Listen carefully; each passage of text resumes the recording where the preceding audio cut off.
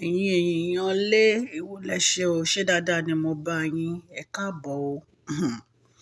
Ọ̀rọ̀ tí tèmi ó dá lórí àwọn music record rights, gbogbo àwọn tí wọ́n ń sign àwọn ọmọ wa ní under label music record. Àwọn ni ọ̀rọ̀ yìí bá wí. Ó bá Naira Marley wí, ó dẹ̀ bá Gbénga Adéwùsì Mayowa record ó bá wọn wí. Ẹ̀yin èèyàn wa, kí n tó sọ ọ̀rọ̀ yìí, ẹ jẹ́ kí n kọ́kọ́ kí àwọn olólùfẹ́ mi, ẹ̀yin ìyá mi, ẹ̀yin bàbá mi tẹ́ wà nílé, ẹ kú déédéé ìwòyí, ẹ káàbọ̀ sórí ètò tòní. Ṣé dáadáa ni mo bá yín? Èmi ọmọ yín Máṣọlá ni o. Mo dúpẹ́ púpọ̀ lọ́wọ́ yín fún gbogbo support yín. Tó bá jẹ́ ìgbà àkọ́kọ́ tẹ́ ń darapọ̀ mọ́ channel mi ni, ẹ subscribe, ẹ tẹ notification bell so that tí n bá ti post any gist ẹ máa rí. Ọlọ́run Elédùmarè á wà pẹ̀lú yín o. Òkè òkè lọ́lá yín á máa lọ. Gbogbo ẹ̀yin tẹ́ ẹ dẹ̀ ti subscribe tẹ́lẹ̀, I say thank you. God Almighty will bless you.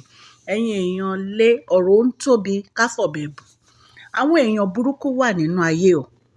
Wọ́n wà nínú ayé tó jẹ́ pé ìjẹkújẹ ó ti bà tiwọn jẹ́. Àwọn ọmọ wa tó ń dàgbà tó ní talent, wọ́n fẹ́ pa talent wọn bulẹ̀. Nǹkan tó ṣẹlẹ̀ sí ọmọ wa tí ó dolóògbé, èyí tí orúkọ ẹ̀ ń jẹ́ Mohbad, nǹkan tó ṣẹlẹ̀ sí ni. Nǹkan tó ṣẹlẹ̀ sí ni nítorí wípé Naira Marley ó fẹ́ gba gbogbo ẹ̀tọ́ lọ́wọ́ ẹ̀, ó fẹ́ gba gbogbo nǹkan lọ́wọ́ ẹ̀, ṣùgbọ́n kò mọ̀ wípé òun ò lè gba ọgbọ́n àti ìmọ̀ tí Ọlọ́run fún un. Naira Marley pa Mohbad sí ayé, kò jẹ́ kó rójú ráàyè gbé ìgbésí ayé ẹ̀. Ojoojúmọ́ ló ń gbé tọ́ọ̀gì dìde pé kán máa lé kiri. Ojoojúmọ́ ni wọ́n ń lù ú. Tí ẹ bá wo ara olóògbé nígbà tí wọ́n ṣe autopsy, tí wọ́n ṣí gbogbo ara ẹ̀, even gan kó tó di pé wọ́n ṣe autopsy gan nínú hospital, gbogbo egbò oríṣiríṣi ló wà lára ẹ̀. Wọ́n ní ojoojúmọ́ ni Naira Marley máa ń lé pẹ̀lú àwọn tọ́ọ̀gì Naira Marley tó máa ń lù ú. Ó kígbe nígbà yẹn. Ó lọ sọ́dọ̀ àwọn ọlọ́pàá, ṣùgbọ́n wọn ka ọ̀rọ̀ ẹ̀ kún. Àfìgbà tí wọ́n fún un ní nǹkan burúkú mu. Wọn ò tí ì gbé èsì jáde o, ṣùgbọ́n ọ̀rọ̀ tá a gbọ́ lẹ́nu àwọn witness òun là ń sọ yìí. Ẹ wo fídíò tí mo post lánàá nípa arákùnrin kan tó sọ̀rọ̀ tó lóun wà lọ́spítù nígbà tí ọ̀rọ̀ yìí ṣẹlẹ̀, wípé nọ́ọ̀sì fún un ní nǹkan mu, wípé ìgbà tí wọ́n fún un ní nǹkan mu, ìgbà yẹn ló collapse.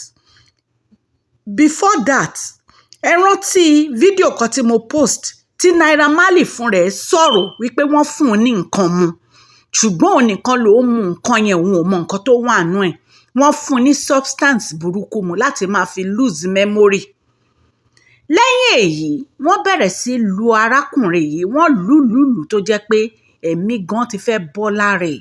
Ẹ̀yin èèyàn lé ń bo láyé ń lọ ẹ̀. Nítorí ìjẹkújẹ ni Naira Marley ló fi bẹ̀rẹ̀ sí lé Mohbad kiri. Ló bẹ̀rẹ̀ sí lé kiri láti má jẹ́ kí ó rójú ráàyè ṣe any show. Wọ́n ní gbogbo show tí Mohbad bá lọ, wọ́n ní Naira Marley á ti lọ kó àwọn èèyàn jọ láti dábẹ̀rù. Naira Marley, Ọlọ́run má wà lókè. Ọlọ́run olùgbèjà Mohbad ó má wà lókè. Ṣé ìwọ ò mọ orúkọ tí Mohbad ń jẹ́ ni? Ìmọ́lẹ̀ lórúkọ ẹ̀.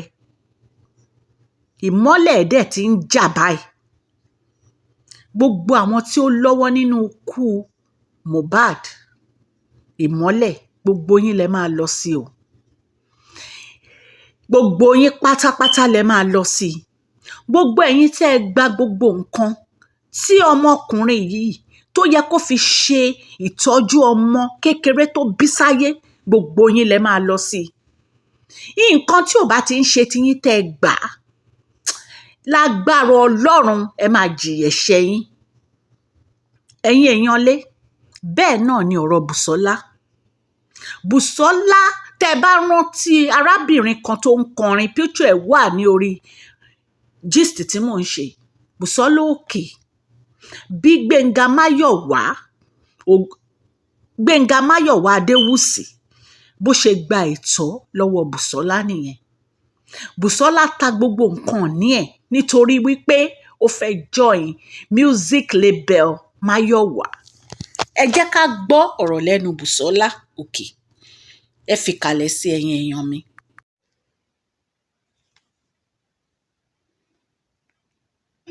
Recover from up till now. Mo ta property, mo ta ní mo tọrọ. Mi ò tí ì recover ẹ̀.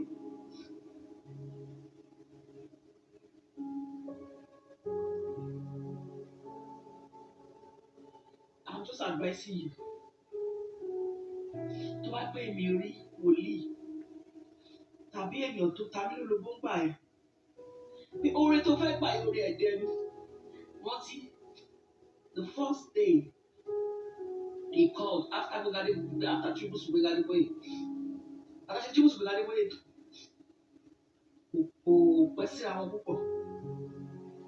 Ó ń ṣe ìgbélé lọ́wọ́ ní ìràwọ̀ ògo Jésù tó ti ṣẹ́gun akí pẹ̀lú mílíọ̀sì. Mo ṣe ìyáṣà kan bẹ́ẹ̀ náà ríran yẹn sí mi. Mo wá ti sẹ́ láti ṣe ní church. Ibẹ̀ ni mo wà tí báyìí wá ti pè mí bí kí wá ti soundtrack yìí. And I told him pé olórin kan tí mo ṣe compose orin yẹn dùn gan, ó bá orin ìfẹ́ lọ, ó dẹ̀ ní kí n kọ fóun. That was olómi mo fẹ́ràn rẹ fẹ́ràn dàbí ìsìn dára ní ọkàn mi. Orin yẹn mo ń kọ́ continuously gbà yẹn níbi wáyé tí mo wà ní church yẹn tí mo wà nígbè ilé. Mo ṣe compose ẹ̀ ní kọ́ jáde wọ́n á kọrin ẹ̀ fún orin yẹn dùn ó bí kí n ṣe àwọn orin ìbí ìbọn kì í ṣe àwọn orin oríṣiríṣi mọ́. After soundtrack.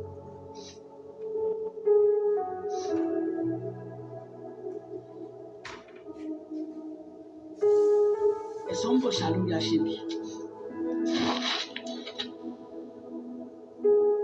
By now, tó bá ní nǹkan báyìí ni mo ti ní, nǹkan báyìí mo ti achieve, nǹkan báyìí tó bá ní gbogbo empire yìí Busola ló ní ibi tí àbọ̀ mi tàdé.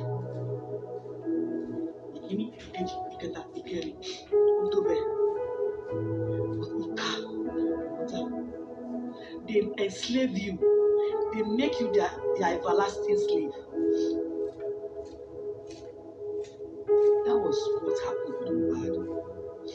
They wanted to enslave you. It is well. I don't want to talk about mohbad again. People have been saying, you there? Mohbad. Yes, I love mohbad. I love. I have loved this from the first day to go. Keep resting, champ.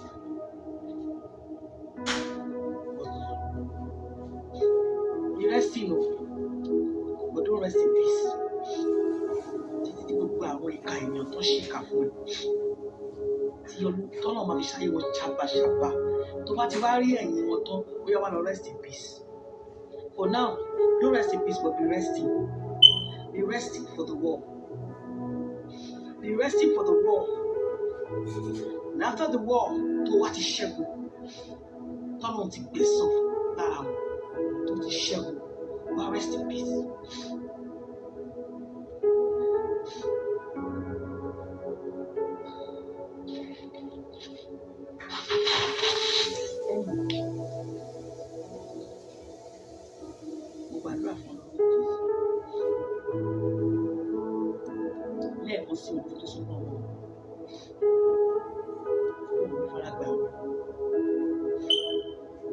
Ọ̀rẹ́ á di testimony.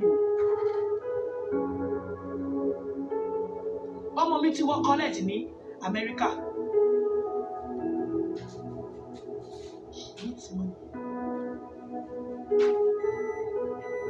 Ó yẹ kí èmi náà máa sọ pé iye báyìí ni mo kó lẹ̀.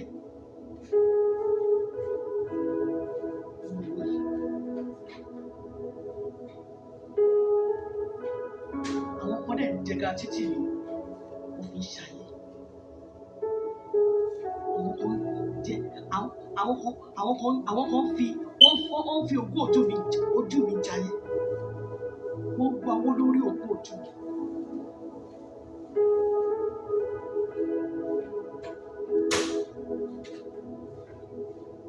Holy God, Judge Mayowa, you are wicked, you are heartless. The only thing tí mo ṣòfò dànù láyé mi òun ni pé àbára wa lájọṣepọ̀ àfẹ́ra wa mi ò gbà bó ṣe máa ń bá àwọn tó kù sùn. Ṣé ìbálẹ̀ tí wá pàdánù intellectual property àti pàdánù ara? Mo dúpẹ́ pé mi ò ṣe irú ọmọ bẹ́ẹ̀. Gbogbo ẹ̀yin music label àti mayowa ni o àti Naira Marley ni o, ìkà ni yín, àgbàyà ni yín, oníjẹkújẹ ni yín. Ẹ ń pa àwọn ọmọ ọlọ́mọ sáyé láti jayé. Kí ló dé? Ẹ dẹ̀ níbẹ̀rù Ọlọ́run nítorí Ọlọ́run. Gbogbo owó tó gbà lọ́wọ́ Busola ìwọ mayowa, kí ló fi ṣe? Kí ló fi ṣe? Ṣé ẹ mọ̀ pé ọjọ́ kan lẹ máa jẹ́ ìpè Ọlọ́run ni? Ilé ayé yìí àní parẹ́ sílé ayé yìí. À ń lọ jẹ́wọ́ ẹ̀ṣẹ̀ wa níwájú Ọlọ́run Elédùmarè. Ẹ ń pa àwọn ọmọ ọlọ́mọ lẹ́kún jayé. Ẹ máa gbé contract orí burúkú sílẹ̀, ẹ máa ní kán sign ẹ̀, àwọn ọmọ á sign ẹ̀. Wọn ò ní mọ nǹkan tó wà nínú contract nítorí pé wọ́n wá excited. Later ẹ wá máa ní wọ́n jẹ yín lówó. Ẹ máa béèrè owó, ẹ máa béèrè owó lọ́wọ́ wọn. Tí wọ́n bá fún yín, tí wọ́n bá fún yín lówó, ẹ máa lépa ẹ̀mí wọn. Ẹ máa rán àwọn thugs sí wọn. Ẹ máa ní kán máa nà wọ́n. Gbogbo ẹ̀yin tẹ́ lọ́wọ́ nínú ikú ìmọ́lẹ̀, gbogbo yín lẹ máa bá lọ. Àfi tí ò bá sí Ọlọ́run lókè lókù. Àfi tí ò bá sí Ọlọ́run lókè lókù. Gbogbo yín lẹ máa bá lọ. Ní àṣẹ Ọlọ́run, ìmọ́lẹ̀ dìde kò jà. Gbogbo àwọn tó lọ́wọ́ nínú ikú ẹ̀, gbogbo wọn ní kẹ́jọ lọ. Kí ló dé ẹ̀yin èèyàn yìí tẹ́ ya ìkà olè? Kí ló dé tẹ́ ya ìkà tẹ́ ń fi ọpọlọ àwọn ọmọ ọlọ́mọ tẹ́ fi ń jayé? Tẹ́ ń fi nǹkan ní àwọn ọmọ ọlọ́mọ tẹ́ fi ń jayé? Ẹ dẹ̀ rò wípé Ọlọ́run á dákẹ́ kò ní jà. Ẹ̀yin aráalé, èèyàn burúkú ni Naira Marley o. Tẹ́ ẹ bá gbọ́ ọ̀rọ̀ tí àwọn èèyàn ń sọ nípa Naira Marley, ẹni tó yẹ ká fi òkò ká fi pa ni, ká sọ òkò lù ká fi pa ni, kò yẹ ní àwùjọ ọmọ ènìyàn rárá. Kò yẹ ní àwùjọ ọmọ ènìyàn rárá. Òun náà ló ń kọ́ àwọn ọmọ ẹ̀ ní nǹkan burúkú láti máa ṣe bí kán máa mugbó. Òun ló ń kọ́ wọn. Ó máa fi substance burúkú á fi da orí wọn rú. Nígbà tó bá ti lò wọ́n, tó ti rí pé wọ́n produce bíi music bíi mélòó kan, á wá mú substance egbò olóró burúkú á fi da ọpọlọ wọn rú so that wọn ò ní memory, wọn á lost memory. Ìwọ arákùnrin tó ń jẹ́ Naira Marley, ṣé o rè pé ò ní kú lọ́jọ́ kan ni? Wàá kú, gbogbo wa la máa jẹ́ pé Ọlọ́run. Kò sí nǹkan téèyàn ṣe láyé tí ò ní gba ẹ̀san ẹ̀. Gbogbo yín lẹ máa jèrè ọṣẹ́ ọwọ́ yín o. Gbogbo ìkà tẹ́ ẹ ṣe, Ọlọ́run á dá yín lẹ́jọ́. Ọlọ́run á gbẹ̀san ẹ̀. Lágbára Ọlọ́run á gbẹ̀san ẹ̀. Ẹ̀yin èèyàn ilé ẹ ṣé. Màá tún mú update lórí ọmọ wa ìmọ́lẹ̀, máa mú wá fún yín. But right now, à ń dúró de result autopsy tó ń ṣe. Ṣùgbọ́n wọ́n ti arrest àwọn nurse àti doctor tó wà lọ́spítù, so àti ìmọ̀ bóyá Naira Marley ti turn ara ẹ̀ in àti àwọn kọ̀ọ̀kan tó ní wọ́n turn ara wọn in. But bí n bá ṣe ń gbọ́ any update máa mú wá fún yín. Gbogbo etí tó ń gbọ́ mi, òkè òkè lọ́lá yín á máa lọ́lá yín ò ní lọ ìsàlẹ̀ láéláé. Ẹ ṣé mo dúpẹ́ o. God bless you. Thank you so much. Please share this video, like and subscribe.